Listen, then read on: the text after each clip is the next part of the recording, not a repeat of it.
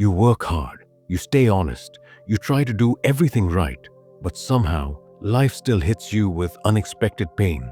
Meanwhile, someone who lies and cheats seems to be winning at everything. And you wonder, where is karma? Is it even real or just a comforting lie we tell ourselves? Here's the thing, karma is real, but the way you've understood it your whole life, that understanding is broken. We've all grown up with this simple formula. Good actions bring good results. Bad actions bring bad results. So we try to do good things. We help people. We don't lie. We follow the rules. And then we wait. We wait for our reward. We wait for karma to pay us back. But life doesn't work that way, does it? You see a corrupt person buying their third house. You see a kind person struggling to pay rent.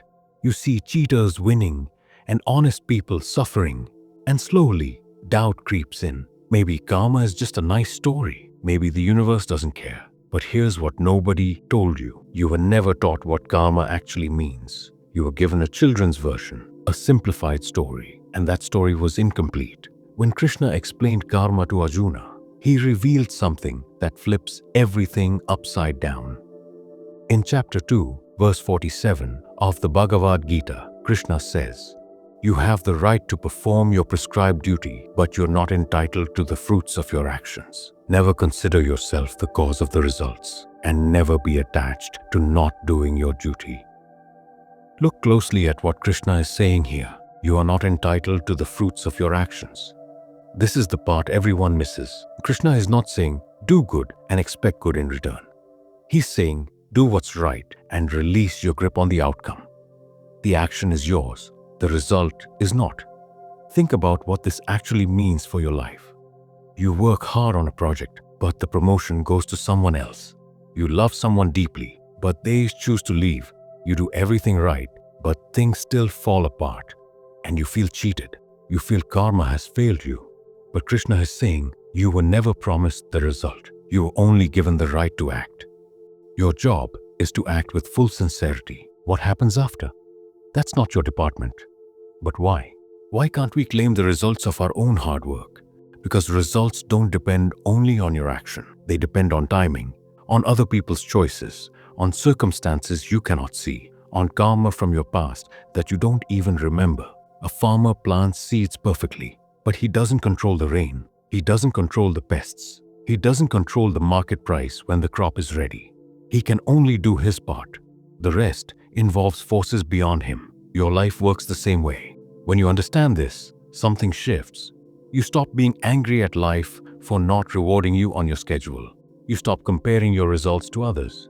You start focusing on the only thing you can actually control, the quality of your action.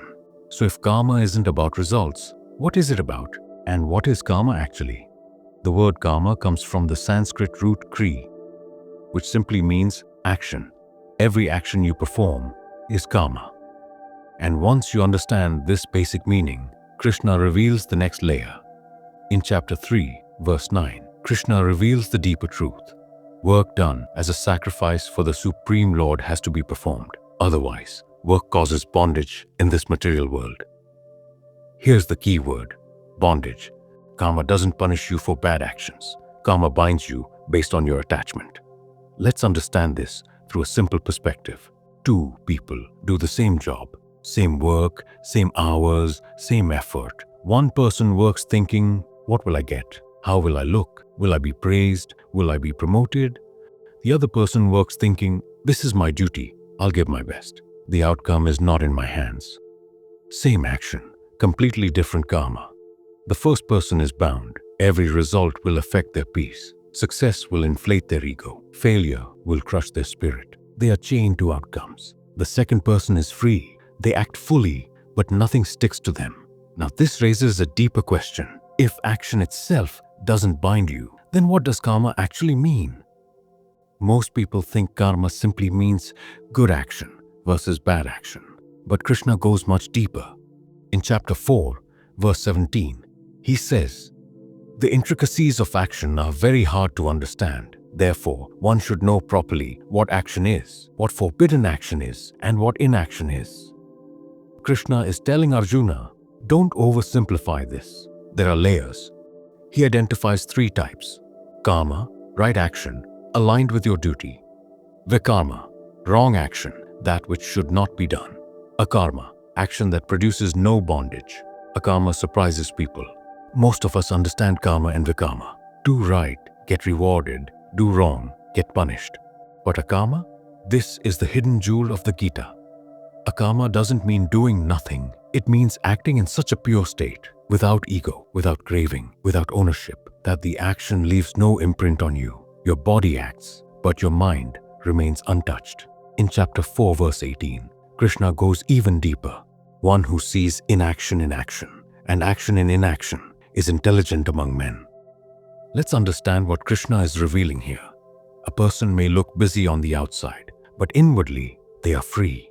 Another may sit idle, but their mind is full of desire, and that also creates karma. Karma is not measured by the body. Karma is measured by the mind. Krishna gives a beautiful image to explain this. In chapter 5, verse 10, he says, "One who performs their duty without attachment, surrendering the results unto the Supreme Lord, is unaffected by sinful reaction, as the lotus leaf is untouched by water." Think about a lotus leaf. It floats on water all day. Water is everywhere around it.